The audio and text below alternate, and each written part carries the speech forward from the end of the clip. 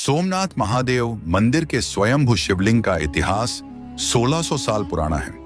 पुराणों में उल्लेख है कि 12वीं शताब्दी की शुरुआत में सोलंकी युग की वास्तुकला वाला यह शिव मंदिर अंबिका, कावेरी और खरेरा नदियों के त्रिवेणी संगम के पास स्थित है।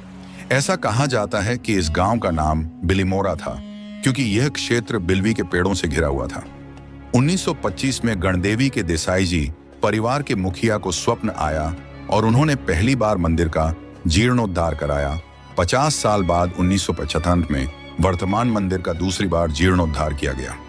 108 फीट ऊंचे गुंबद वाला भव्य शिवालय पूरे दक्षिण गुजरात में सबसे ऊंचा मंदिर माना जाता है। लोक कथाओं के अनुसार प्राचीन काल में वर्तमान मंदिर क्षेत्र देसरा गांव का वन क्षेत्र था जिसमें राजपूतों की आबादी थी। यहाँ राजपूत परिवार के मवेशी चरते थे। उनमें से एक गाय एक निश्चित स्थान पर खड़ी हो जाती थी और उसके थन से अपने आप दूध निकलने लगता था। यह क्रम प्रतिदिन चलता रहा जब दरवाजे पर चरने वाले चरवाहे को उस जानवर की मालिकिन राजपूत महिला को इस बारे में जिज्ञासा हुई और महिला स्वाभाविक जिज्ञासा से प्रेरित होकर छुपी हुई गाय के पीछे चली गई और उस स्थान पर थन से अपने आप दूध की धारा बहने लगी। स्थान की सफाई करने पर नीचे शिवलिंग दिखाई दिया जहां राजपूतानी प्रतिदिन आकर भक्ति भाव से पूजा करने लगी। इसी बीच अपनी पत्नी को रोज रोज झुककर झाड़ी में अकेले घूमते देखकर उसके पति राजा को संदेह हो गया और वह हाथ में तलवार लेकर चुपचाप उस राजपूतानी के पीछे चल दिया।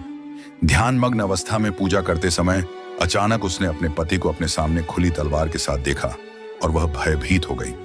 वह शिवलिंग से चिपक कर चिल्लाने लगी, हे महादेव, मुझे बचा लो। वहां एक चमत्कार हुआ और अचानक एक शिवलिंग के 2 ऊर्ध्वाधर भाग हो गए और राजपूतानी उसमें विराजमान। ऐसा कहा जाता है कि राजपूतानी के सिर के बाल और उसकी साड़ी का सिरा वर्षों से दरार के माध्यम से दिखाई दे रहा था। इसमें सती का सार है।